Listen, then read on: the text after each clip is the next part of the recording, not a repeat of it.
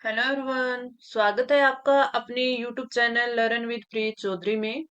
हमारी राजस्थान हिस्ट्री की क्लासेस चल रही थी और राजस्थान हिस्ट्री में अगर हम हमारा टॉपिक देखें तो प्रमुख राजवंश है चल रहा था। ये जो आपकी क्लास है ये आपके महिला सुपरवाइजर और आपके सीटी 2024 के लिए वेरी इंपॉर्टेंट है, जिसमें हम इन दोनों वैकेंसियों का है पूरा का पूरा सिलेबस है कवर करेंगे। तो हमने पहले दो क्लासें ले रखी हैं जो कि आपके प्रमुख राजवंश की है, जिसमें हमने गुर्जर प्रतिहार जो शासक थे वो कंप्लीट कर लिए। उसके बाद हमने मेवाड़ मेवाड़ के जो शासक थे वो हमने कवर कर लिए हैं। अब आज के दो जो क्वेश्चन रहने वाले हैं वो कुछ मेवाड़ के शासकों के हैं और उसके बाद है हमें चौहान शासक थे उनके बारे में जो इंपॉर्टेंट क्वेश्चन बन सकते हैं वो आज कवर करेंगे। क्लास काफी इंपॉर्टेंट रहने वाली है तो आप सभी को लास्ट तक देखनी है। और आपके लिए ये आपकी महिला सुपरवाइजर और सीटी 2024 है, इनका राजस्थान हिस्ट्री का और आर्ट एंड कल्चर का सिलेबस है वो बिल्कुल सेम सा है, तो आपका एक ही क्लास में दोनों वैकेंसियों का सिलेबस है वो कवर हो जाएगा। तो चलिए, जो आज की क्लास है वो स्टार्ट करते हैं। और आज की क्लास का जो हमारा फर्स्ट क्वेश्चन रहने वाला है वो रहने वाला है, महाराणा फतेह सिंह को दिल्ली दरबार में जाने से रोकने के लिए किसने चेतावनी चुंगटिया नामक 13 सोरठे लिखे थे? श्यामल दास, केसरी सिंह बारट, कुशाल सिंह बारट और सूर्यमल मिश्र। अगर इस क्वेश्चन के राइट आंसर की बात करें तो हमारा राइट जो आंसर होगा वो होगा ऑप्शन बी, केसरी सिंह बारट। हमें राइट आंसर के साथ साथ इस क्वेश्चन के इर्द गिर्द बनने वाले सारे क्वेश्चन है वो देखने हैं ताकि हमारा जो तैयारी है वो काफी अच्छे से हो जाए। तो सबसे पहले हम देखेंगे कि केसरी सिंह बारट है, उन्होंने महाराणा फतेह सिंह को दिल्ली दरबार में जाने से रोकने के लिए एक चेतावनी चुनगटिया नामक 13 सोरठे लिखे थे। तो इसकी बात करें तो ये फतेह सिंह है वो 1 जनवरी 1903 को 1903 को दिल्ली गए थे। क्यों गए थे? क्योंकि जो एडवर्ड सप्तम था, कौन है? एडवर्ड सप्तम सप्तम इनका राज्याभिषेक था। इनका राज्याभिषेक सामोरे था। राज्याभिषेक समारोह समारोह उसमें ये भाग लेने के लिए दिल्ली जा रहे थे और दिल्ली जाने के लिए तब केसरी सिंह बार्ट है उन्होंने इनको रोकने के लिए चेतावनी चुंगटिया 13 सोरठे लिखे थे। तो ये आपसे काफी बार पूछा जाता है, तो आपसे पूछा जा सकता है किस लिए जा रहे थे। 1 जनवरी 1903 को एडवर्ड सप्तम का राज्याभिषेक समारोह था, उसमें जाने जा रहे थे, उनको ये रोकने के लिए इन्होंने लिखा था। इसके बारे में अब बात आ गई महाराणा फतेह सिंह की, तो फतेह सिंह के और क्या क्वेश्चन बन सकते हैं इनमें हम और चर्चा कर लेते हैं। सबसे पहले जो क्वेश्चन बनता है, जो मेवाड़ के जो शासक है इनमें दो क्वेश्चन आते हैं दत्तक पुत्र के। दत्तक पुत्र दत्तक पुत्र की बात करें तो जो फतेह सिंह है ये सज्जन सिंह के दत्तक पुत्र थे। सज्जन सिंह के सज्जन सिंह के दत्तक पुत्र थे के। ठीक है, और दूसरे अगर आपसे पूछ ले, क्योंकि दो ही दत्तक पुत्रों की इसमें चर्चा होती है, सज्जन सिंह किसके थे? तो सज्जन सिंह भी दत्तक पुत्र थे, किसके थे? शंभू सिंह के। शंभू सिंह के शंभू सिंह के। तो ये आप दोनों ध्यान रखना कि सज्जन सिंह है वो शंभू सिंह के दत्तक पुत्र थे और जो फतेह सिंह है वो सज्जन सिंह के दत्तक पुत्र थे। ये आप थोड़ा सा माइंड में रखना, काफी बार ये पूछा गया क्वेश्चन है। इसके बाद में जो पूछा जाता है वो आपसे पूछा जाता है कि मेवाड़ का एकमात्र राजकुमार मेवाड़ का मेवाड़ का एकमात्र राजकुमार राजकुमार जिन्होंने केवल एक ही विवाह किया था, केवल एक विवाह किया था, एक विवाह किया, वो कौन थे? वो थे सज्जन सिंह। तो ये भी आपको ध्यान रखना है। एक चीज आपको ये ध्यान रखनी है कि जो श्यामल दास है, इसमें जो फर्स्ट ऑप्शन दिया गया है ना श्यामल दास, तो श्यामल दास है इन्होंने वीर विनोद लिखी थी। क्या लिखी थी? इनकी जो पुस्तक है वो है वीर विनोद। वीर विनोद। इसके साथ ही आपको ध्यान रखना है कि जो श्यामल दास है इनको जो सज्जन सिंह है, सज्जन सिंह जो कि फतेह सिंह के पिता थे, उन सज्जन सिंह ने इनको है वो कवि राजा की उपाधि दी थी। कवि राजा। तो ये भी आप ध्यान रखना, कहीं आप ये ना कर देना कि जो कवि राजा की जो उपाधि है वो महाराणा फतेह सिंह ने दी थी, नहीं, वो किसने दी थी, सज्जन सिंह ने दी थी, ये आप थोड़ा ध्यान रखना। तो आपको ध्यान रखना है कि महाराणा फतेह सिंह मेवाड़ का एकमात्र राजकुमार था जिसने केवल एक विवाह किया है। इसके साथ साथ ही आपको ये भी ध्यान रखना है कि आपने छप्पनिया काल के बारे में जरूर पढ़ा होगा। छप्पनिया अकाल, अकाल, इसमें क्या है कि इसमें आपसे पूछा जाता है कि ये कब पड़ा था, तो इसमें हमें 56 आता है तो हम 1956 कर देते हैं। लेकिन जो 1956 था ये क्या था, विक्रम संवत था। क्या था, विक्रम संवत। आपसे पूछा जाता है कि किस ईस्वी में पड़ा था, तो आप इसका ध्यान रखोगे कि ये आपके 1889 ईस्वी में पड़ा था। तो 1889 ईस्वी में जो छप्पनिया काल पड़ा था, 1956 विक्रम संवत थी, तो वो किसके काल में पड़ा था, तो वो पड़ा था महाराणा फतेह सिंह के काल में। किसके काल में, महाराणा फतेह सिंह के काल में पड़ा था। तो ये भी आप ध्यान रखना।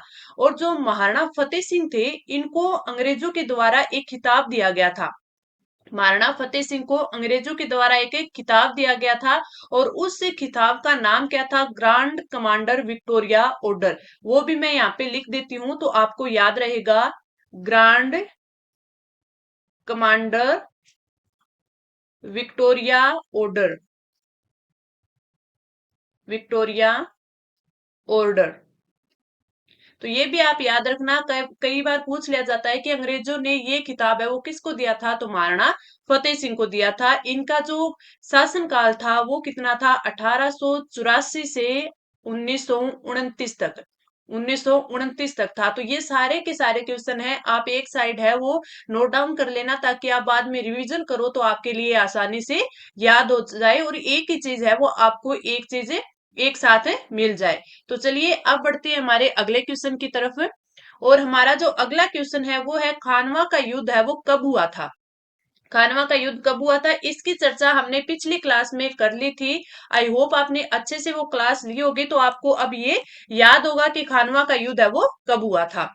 ऑप्शन दिया हुआ है 1526 ईस्वी में, 1529 ईस्वी में, 1527 ईस्वी में, और 1528 ईस्वी में। तो आपका जो राइट आंसर होगा वो तो होगा option A C, option C, 1527 ईस्वी में। अब हम पूरी की पूरी चर्चा करेंगे, इसकी डेट भी याद रखनी है हमें, क्योंकि जो खानवा का युद्ध है वो काफी इंपॉर्टेंट आपके लिए।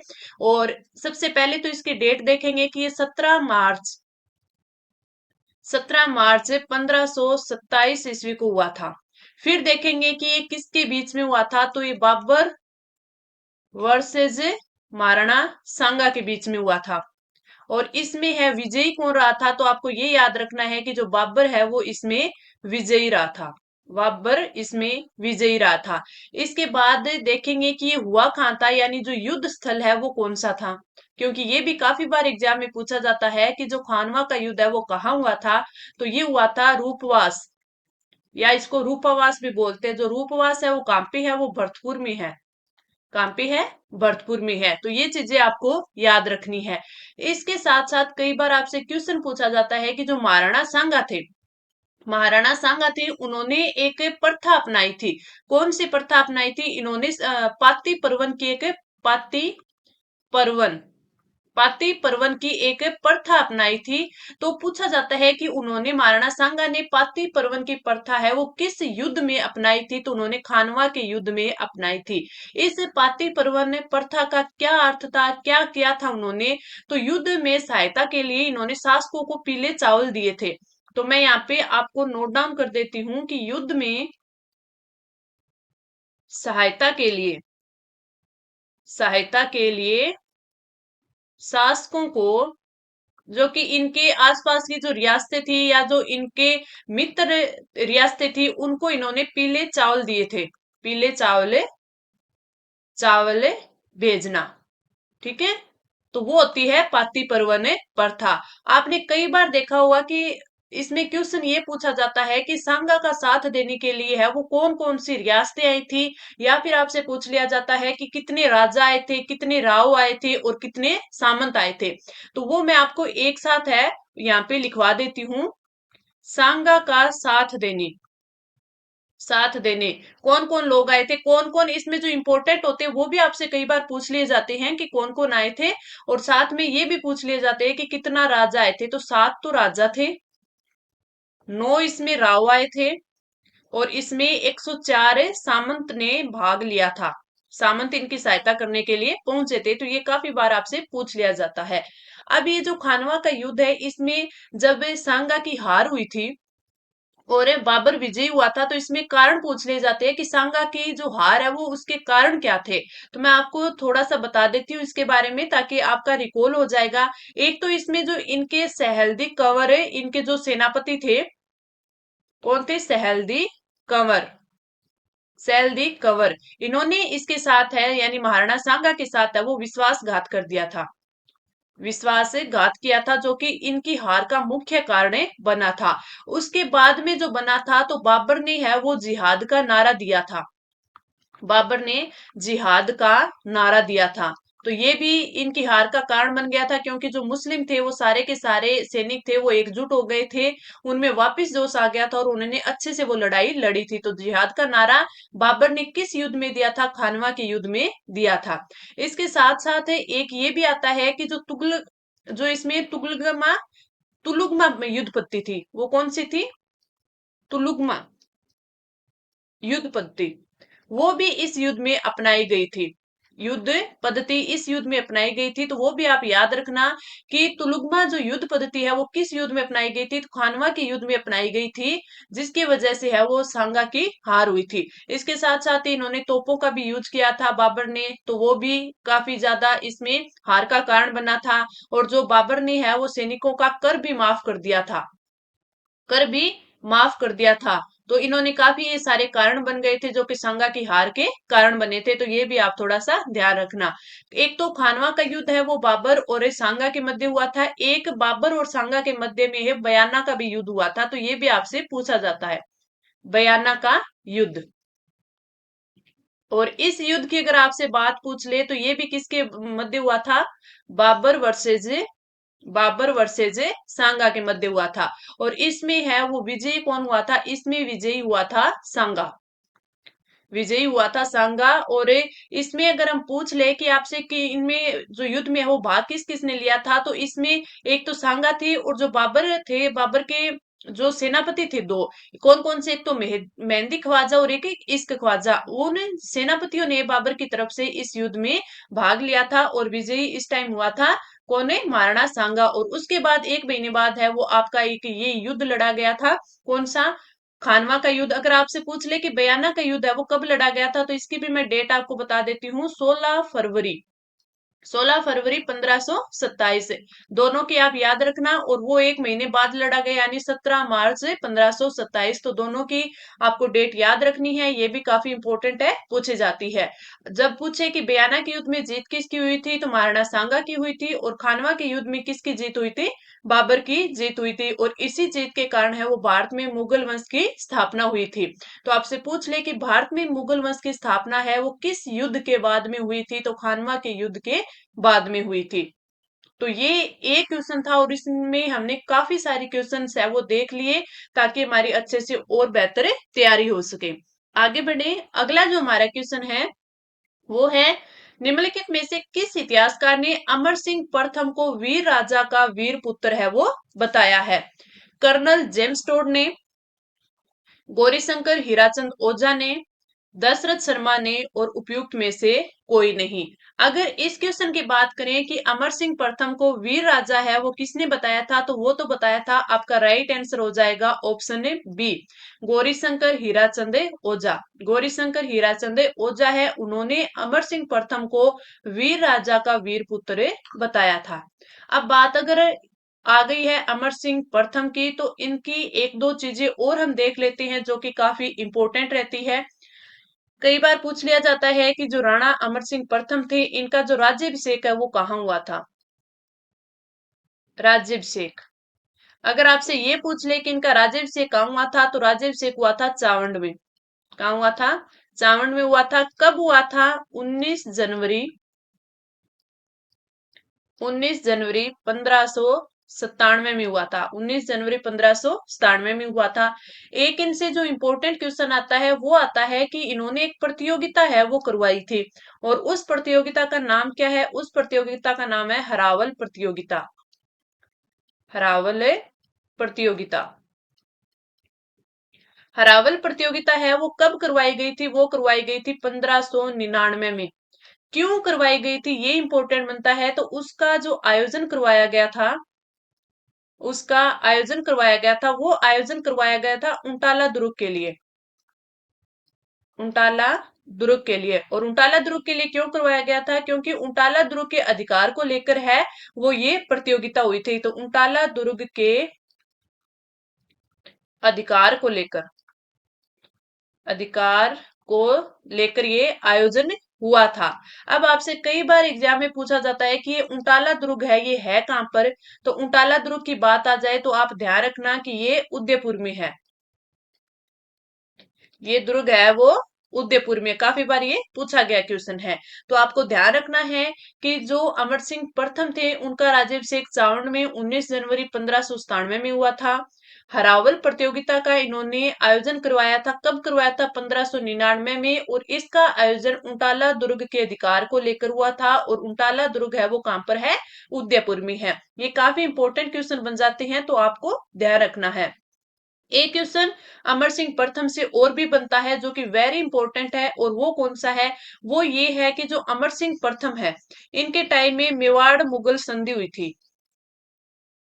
मेवाड़ मुगल संधि, मुगल संधि हुई थी। तो वो पूछ लिया जाता है कि ये संधि है वो कब हुई थी। तो आपको ध्यान रखना है 5 फरवरी, 5 फरवरी 1615 ईस्वी में, 1615 ईस्वी को ये मेवाड़ मुगल संधि हुई थी। और इस संधि में पूछा यह जाता है कि इस संधि, ये जो संधि है वो किस किसके बीच में हुई थी? तो आपको याद रखना है राणा अमर सिंह फर्स्ट,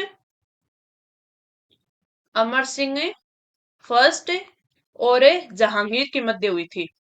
जहांगीर के मध्य हुई थी। तो वेरी इंपॉर्टेंट क्वेश्चन है, आप ध्यान रखना कि जो मेवाड़ मुगल संधि है वो कब हुई? 5 फरवरी 1615 ईस्वी में हुई। किन किन के मध्य हुई थी? राणा अमर सिंह फर्स्ट और जहांगीर के मध्य हुई थी। तो ये चीजें आपको ध्यान रखना है। अब हम बढ़ते हैं अगले क्वेश्चन की तरफ, और हमारा जो अगला क्वेश्चन है वो है मेवाड़ के किस शासक ने चित्तौड़गढ़ को अपनी राजधानी है वो बनाया था?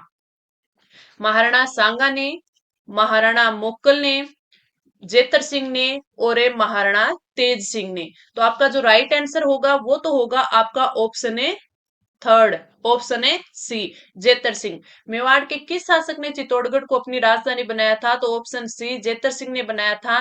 पहले, सबसे पहले देखते हैं कि जब इन्होंने चित्तौड़ को राजधानी बनाया था तो इससे पहले मेवाड़ की राजधानी कौन सी थी? तो वो थी नागदा। यानी नागदा से, नागदा से चित्तौड़गढ़ को राजधानी बनाया, चित्तौड़गढ़ को राजधानी बनाया। ठीक है, एक चीज आपको ये ध्यान रखनी है। उसके बाद में अगर आपसे पूछ ले कि जो मध्यकालीन मेवाड़ था, मध्यकालीन मेवाड़, तो मध्यकालीन मेवाड़ का जो स्वर्ण काल है वो जेतर सिंह का काल था। तो ये भी इंपॉर्टेंट क्वेश्चन बन जाता है कि मध्यकालीन मेवाड़ का स्वर्ण काल है वो जेतर सिंह का काल था। और आपसे अगर ये पूछ ले कि मेवाड़ की नव शक्ति का संचालक किसको बोला जाता है, तो वो भी किसको बोला जाता है? जेतर सिंह को। तो वो भी आप नोट डाउन कर लेना। मेवाड़ की नव शक्ति, नव शक्ति का संचालक, संचालक किसको माना जाता है? जेतर सिंह को माना जाता है। तो ये चीजें आप ध्यान रखना। कई बार आपसे समकालीन वाले क्वेश्चन भी पूछ ले जाते हैं कि इस शासक के समकालीन कौन था। तो अगर आपसे जेतर सिंह के बारे में पूछे तो जो इल्तुतमिश था, इल्तुतमिश, तो जेतर सिंह के समकालीन थे इल्तुतमिश, समकालीन था। तो इनके बारे में ये भी मैंने कई इंपॉर्टेंट चीजें देख ली कि इन्होंने जो नागदा से चित्तौड़गढ़ को राजधानी बनाया था मेवाड़ की। मध्यकालीन मेवाड़ का स्वर्ण काल पूछ ले तो जेतर सिंह का काल है। मेवाड़ की नव शक्ति का संचालक पूछ ले तो वो भी जेतर सिंह है। एक चीज और आप ध्यान रखना कि याद ये रखना है कि जो गौरी शंकर ओझा थे, गौरी शंकर ओजा, महान लेखक। तो इन्होंने है वो इनको रण रसिक की उपाधि दी थी, या फिर आप ये मान लीजिए कि इनको है वो रण रसिक बताया था। किनको? जेतर सिंह को, महाराणा जेतर सिंह को। तो ये चीजें भी आप याद रखना। अब जब मैंने आपको ये समकालीन बताया ना कि इल्तुतमिश इनके समकालीन थे, क्यों बताया है? क्योंकि इनके बीच एक युद्ध हुआ था और वेरी इंपॉर्टेंट है कि वो काफी बार आपसे पूछा जाता है। और पूछा जाता है तो वो कौन सा युद्ध हुआ था? वो हुआ था बुताला का युद्ध। बुताला का युद्ध कब हुआ था? वो हुआ था 1227 ईस्वी में। 1227 ईस्वी में किस किस के बीच हुआ था? इल्तुतमिश इल्तुतमिश वर्सेज आपके जेतर सिंह। जेतर सिंह। अब इंपॉर्टेंट ये बन गया कि इसमें जीत किसकी हुई थी? तो इसमें जीत भी किसकी हुई थी? आपके जेतर सिंह की। तो इसमें आप थोड़ा सा ये ध्यान रखना कि ये विजयी हुए थे। विजयी हुए थे। और कई बार ये भी पूछ लिया जाता है कि जो ये भूताला का युद्ध है, इसका वर्णन है वो किस पुस्तक में मिलता है या फिर किस ग्रंथ में मिलता है? तो आप ये याद रखना कि जो हमीर मदमर्दन ग्रंथ है, हमीर मदमर्दन मदमर्दन ग्रंथ, इस ग्रंथ में है वो इस चीज का उल्लेख मिलता है। उल्लेख मिलता है, ये चीज भी आप ध्यान रखना। तो बुताला का युद्ध कब हुआ था? 1227 ईस्वी में हुआ था। इल्तुतमिश वर्सेस जेतर सिंह के बीच में हुआ था। जेतर सिंह विजयी हुए थे और बुताला के युद्ध का उल्लेख है वो हमीर मदमर्दन ग्रंथ में मिलता है। आप सभी को पता है कि जो हमीर मदमर्दन ग्रंथ है वो जय सिंह की रचना है। किसकी है? मैं इसमें और लिख देती हूँ, आपको सभी को याद रहेगा। जय सिंह की रचना है। तो इसमें काफी सारे इंपॉर्टेंट जो क्वेश्चन थे आपके जेतर सिंह से बन सकते थे, वो सारे के सारे मैंने आपको एक जगह वो लिखवा दिए है ताकि आप इनको नोट डाउन कर पाओ और अच्छे से इनका रिवीजन भी कर पाओ। अब चलते हैं हम अगले क्वेश्चन की ओर। और जो हमारा अगला क्वेश्चन है वो देखते हैं। मोहम्मद गोरी ने समझौते का प्रस्ताव देकर किस सेनापति को पृथ्वीराज के पास से भेजा था? पृथ्वीराज, ये थर्ड की बात हो रही है। तो मोहम्मद गोरी ने किसको भेजा था? कायम उल मुल्क को, रुकनुद्दीन हमजा को, अली कुली बेग को, और उपयुक्त में से कोई नहीं। तो आपका जो राइट आंसर होगा वो होगा ऑप्शन है बी। रुकनुद्दीन हमजा है, उनको मोहम्मद गोरी ने समझौते का प्रस्ताव देकर भेजा था। तो राइट आंसर आ जाएगा ऑप्शन है बी। एक चीज मैं आपको बताऊं, इसमें आप याद रखना कि जो पृथ्वीराज चौहान है, पृथ्वीराज चौहान, उनके पास है मोहम्मद गोरी ने दो सेनापति भेजे थे। एक तो भेजा था जो एक कायम उल मुल्क है, इनको कायम उल मुल्क को, ठीक है। और दूसरा भेजा था किसको? रुकनुद्दीन हमजा को, रुकनुद्दीन हमजा को भेजा था, ठीक है। अब दोनों को मैं बता देती हूँ कि दोनों को क्यों भेजा था। जो ये थे कायम उल मुल्क सेनापति थे, उनको तो भेजा था अधीनता स्वीकार करने के लिए, या फिर आप मान लेना कि अधीनता का प्रस्ताव लेकर इनको भेजा था, ठीक है। और अगर रुकनुद्दीन हमजा की बात आ जाए तो इनको आप याद रखना कि समझौते का प्रस्ताव लेकर भेजा था, समझौते का प्रस्ताव लेकर भेजा था। तो दोनों याद रखना, दोनों ही पूछा जा सकता है। अब इसमें समझौते का प्रस्ताव पूछा है तो इसमें आपको अधीनता का प्रस्ताव भी पूछ सकता है। तो वो कायम उल मुल्क सेनापति को भेजा गया था। तो इस क्वेश्चन का राइट आंसर ऑप्शन है बी हो जाएगा। अब बढ़ेंगे आगे और हमारा जो अगला क्वेश्चन है वो है विसल देव रासो नामक ग्रंथ के लेखक है। विसल देव रासो नामक ग्रंथ के लेखक है। तो इसमें ऑप्शन दिया गया नरपति नाल है, नयन चंद्र सूरी, जय सिंह और शिवदास। तो हमारा जो राइट आंसर होगा वो तो होगा ऑप्शन है ए, नरपति नालय। कौन हो जाएगा? नरपति नाला हो जाएगा। तो राइट आंसर हो जाएगा नरपति नालय। अब इसमें एक चीज मैं आपको और बता देती हूँ कि जो ये बिसल देव रासो है, कई बार आपसे क्वेश्चन पूछ लिया जाता है कि बिसल देव रासो है वो किसके बारे में लिखी गई है, या फिर बिसल देव रासो से किस जानकारी का स्रोत है, ये किसका पता चलता है, किसका उल्लेख मिलता है इसमें। तो ये जो विग्रहराज चतुर्थ थे उनका इसमें उल्लेख मिलता है, विग्रहराज चतुर्थ। ठीक है। अब कई बार ये भी आ जाता है कि इनकी जानकारी के स्रोत और कौन कौन से हैं। इनकी जानकारी के स्रोत, जानकारी के स्रोत, तो इनकी जानकारी के तीन स्रोत है। तीन स्रोत है जिसमें फर्स्ट तो यही है।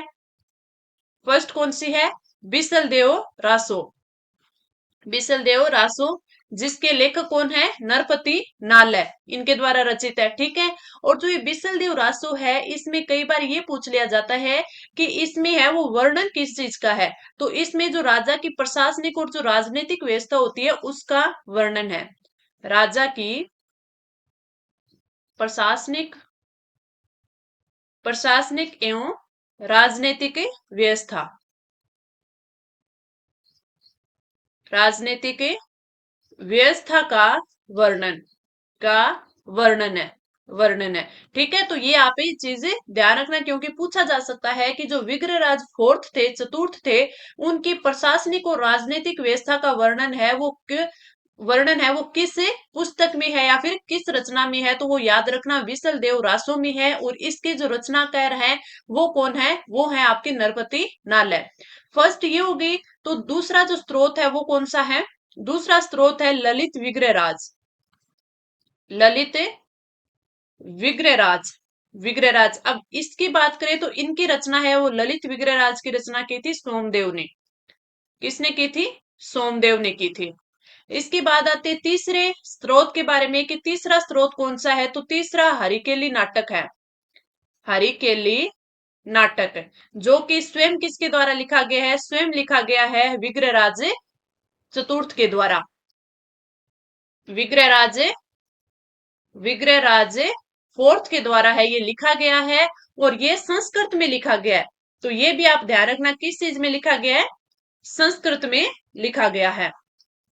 तो विसल देव रासो हो गई, ललित विग्रहराज होगी, हरिकेली नाटक हो गए, तीनों की तीनों है ये जानकारी के स्रोत मिलते हैं किसके? विग्रहराज फोर्थ के, विग्रहराज फोर्थ के मिलते हैं। और इसमें आपसे पूछा जाता है कि जो विग्रहराज फोर्थ है वो अजमेर के चौहानों का स्वर्ण काल माना जाता है, इनका शासनकाल। तो ये भी आप ध्यान रखना। इनके बारे में और देखें तो जो विग्रहराज फोर्थ है उनको कवियों का आश्रयदाता भी बोला जाता है। और जो सोमदेव थे जिन्होंने ललित विग्रहराज लिखा है, इसमें इन्होंने विद्वानों में प्रथम भी बताया इनको। इसके साथ साथ इन्होंने हरिकेली नाटक है वो स्वयं ने लिखा था। और ये जो हरिकेली नाटक है ये जो 12वीं द्वारा जो कीर्ता, कौन सा? कीर्तानुयम टीका लिखा गया था जिसपे। ठीक है। तो ये भी आप ध्यान रखना कि जो किरातार्जुनीयम है, जो एक पुस्तक थी, उस पर टीका लिखा गया, कौन सा? हरिकेली नाटक है। ठीक है। तो ये भी ध्यान रखना। राजस्थान का शेक्सपियर बोला जाता है किनको? विग्रहराज फोर्थ को। तो इनके बारे में काफी सारी चीजें हैं जो कि इंपॉर्टेंट है। एक बार मैंने आपको इसको फिर रिकॉल करवा दिया है। आगे भी अगर इसके रिलेटेड कोई क्वेश्चन आएगा तो मैं फिर आपको ये चीजें रिकॉल करवा दूंगी। तो चलिए ये क्लास हम यहीं पर रखते हैं, और आगे की क्लास में है वो आगे जो शासक बचे हुए हैं, और भी राठौड़ वंश भी बचा हुआ है, बीकानेर के राठौड़ भी हैं, इसके साथ साथ भरतपुर और अलवर के जाट शासक भी बचे हुए हैं। तो वो है वो अगली क्लास में उन पर चर्चा करेंगे। तो आप कमेंट करके बताना कि आपको क्लास है वो कैसी लगी। अच्छी लगी तो लाइक शेयर जरूर करना। अब मिलते हैं अगली क्लास में। धन्यवाद।